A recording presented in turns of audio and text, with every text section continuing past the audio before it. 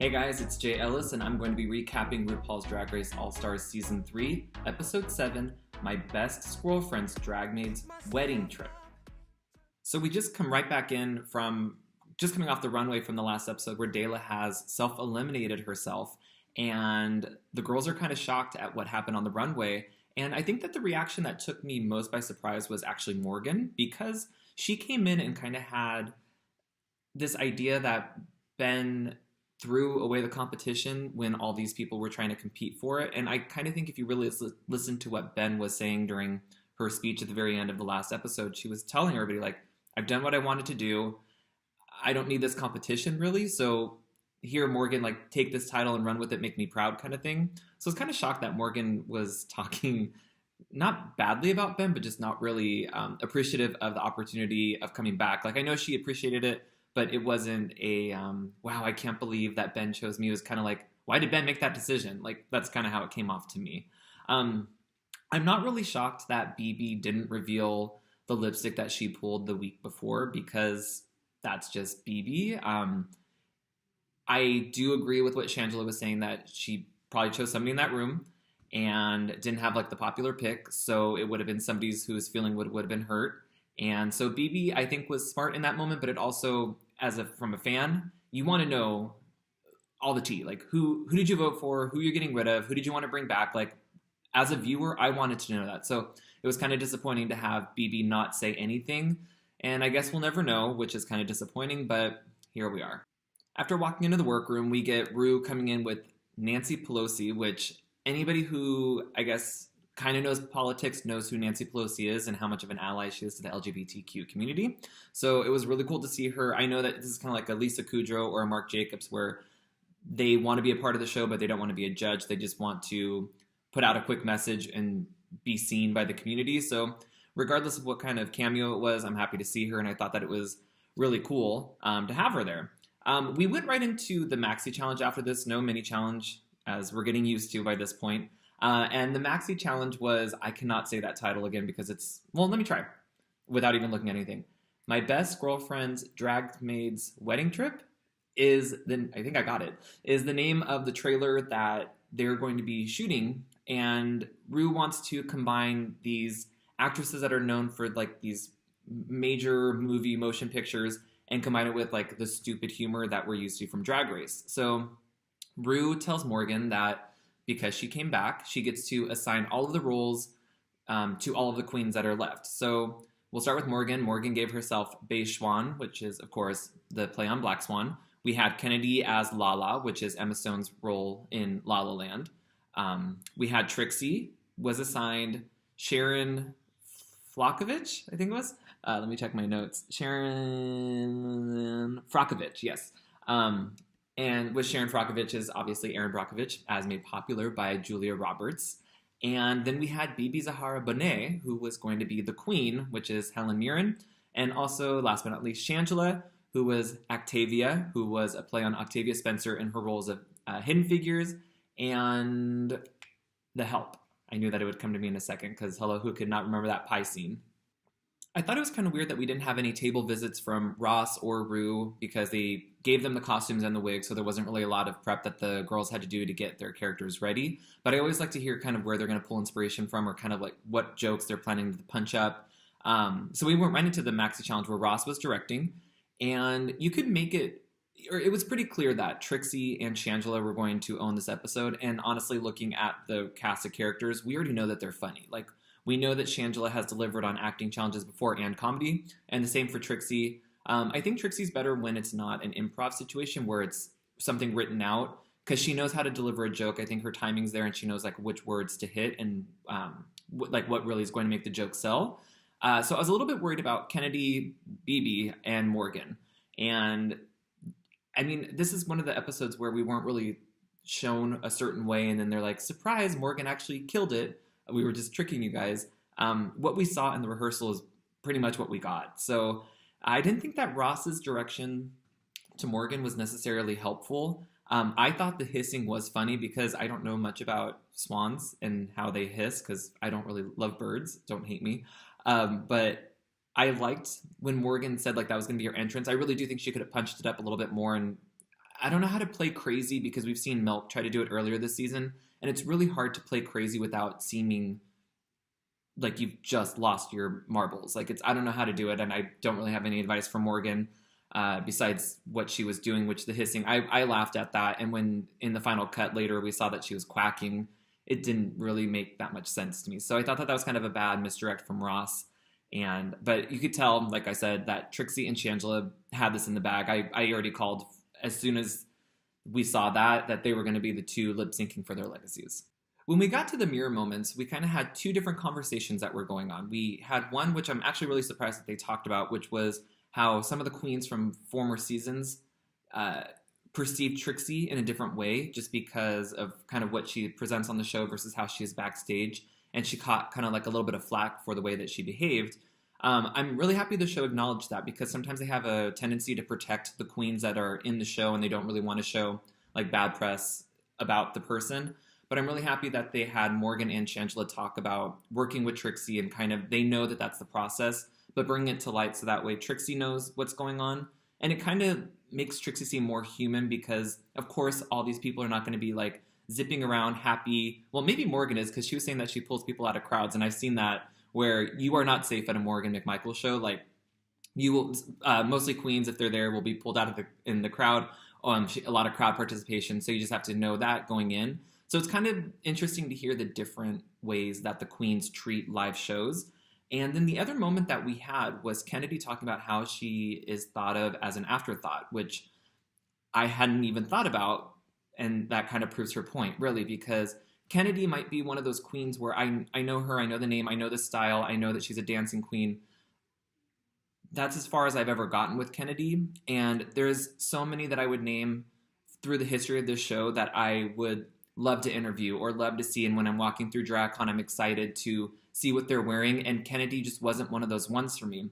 This season, her style has definitely stepped up. And I'm excited when I go to DragCon this year that I'm going to see Kennedy because her dresses and like the stuff that she's been doing with her face, a lot of different variations on like pageant has been surprising to me. And so I'm happy to see that she brought this out too, because hopefully people will kind of have a more well-rounded fan base where instead of everybody swarming to certain queens, they kind of spread the love. And I have to tell you, as an interviewer, I've had some queens where they don't have as much attention on them after the show, or they might be from previous seasons, and they're the best interviews. Like they give me sound bites and they have so much more fun, I think, because they're not as guarded as maybe some of the more popular queens are, and they're willing to give a little bit better of an answer.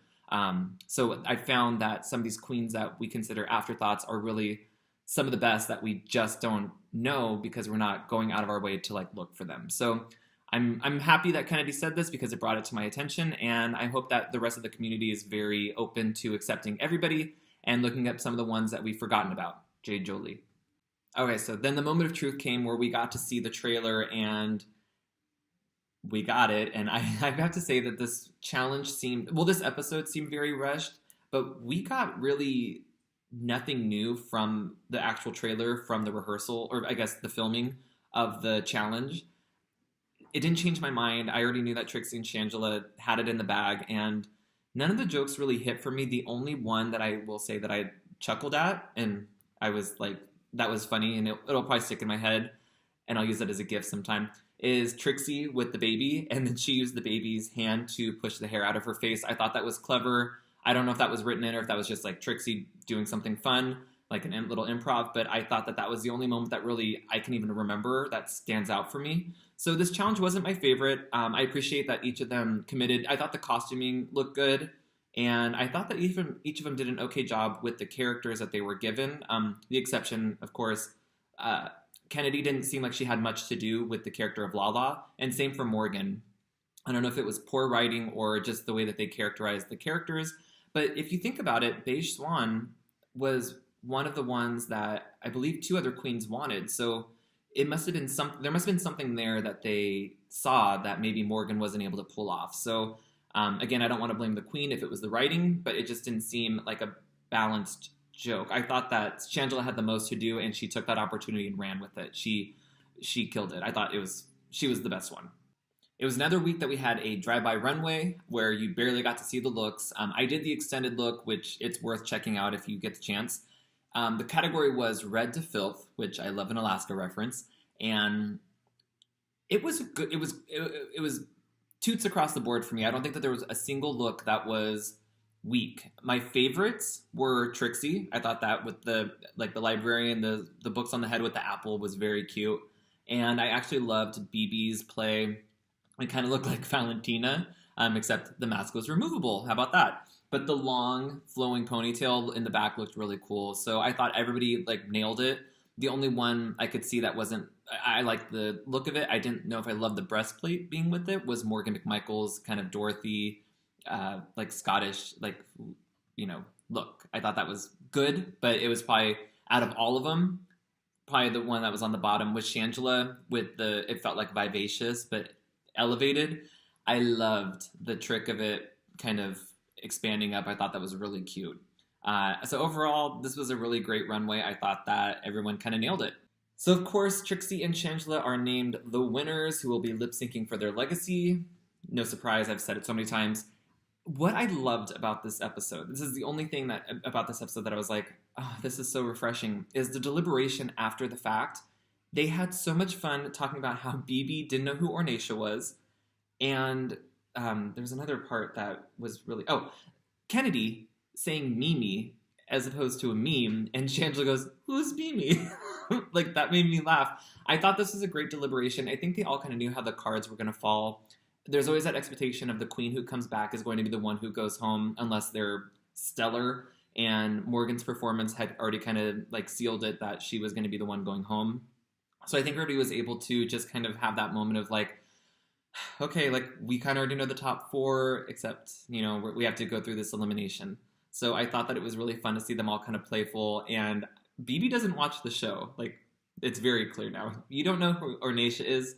Come on. Lastly, we get to the lip sync, which was Freaky Money by RuPaul herself. Scamming money don't make no money, but freaky money do get the money, cause freaky money do get the money, cause freaky money, money, money, money, money, money, money, money, money, money, money, money, money, money, money. Shangela came in with an idea, and the gag worked. There was a reveal. It was a fat suit that was twerking and very House of Edwards inspired. You could tell that there was dance talent there, but the lip sync was tight. And I mean, it's one that she obviously knew she had in the bag by pulling. RuPaul loves like a stunt or like a reveal. And I think for this song, it worked because it is so already campy. So why not just camp it up all the way? I thought Trixie looked great, but compare the two and you could tell that Shangela kind of had it in the bag. So these were, it's not really one of the lip syncs that's going to go down in history or herstory, but I appreciated that Shangela had an idea. Sometimes I think it's a little bit overthought, like the concept, and there's too much, like with the I Kissed a Girl, she had the glasses, she knew she was going to pull out the ponytail.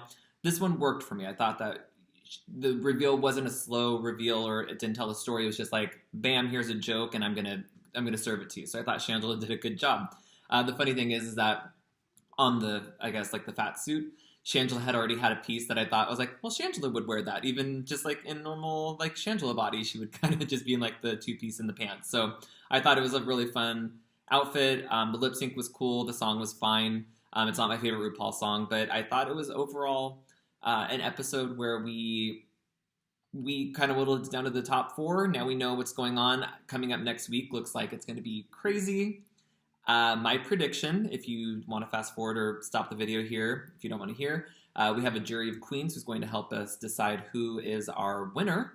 And I mean, they really borrowed a lot from Survivor by having the eliminated queens come back in so many different types of capacities, having one come back in, possibly, if I'm thinking right, that they're going to decide who our winner is, and I'm excited to see what happens. I think at this point, the two clear winners are Shangela or Trixie, just because we know that a lot of people have have put their horse bet on that horse. Is that the right? I don't know what the saying is, but a lot of people are pulling for them to win. If I would be surprised if we had a BB or a Kennedy win.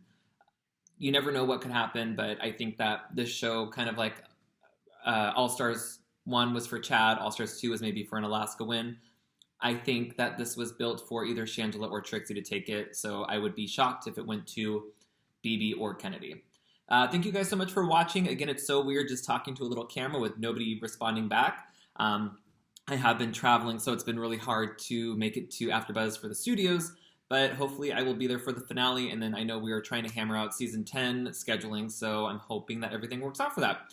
Thank you again for watching. My socials are right here. I love when you guys comment and with your thoughts, because this whole show is meant to build a conversation. So please put down in the comments if you agree, disagree with my top, I guess, who you think is gonna win, what you thought of this challenge.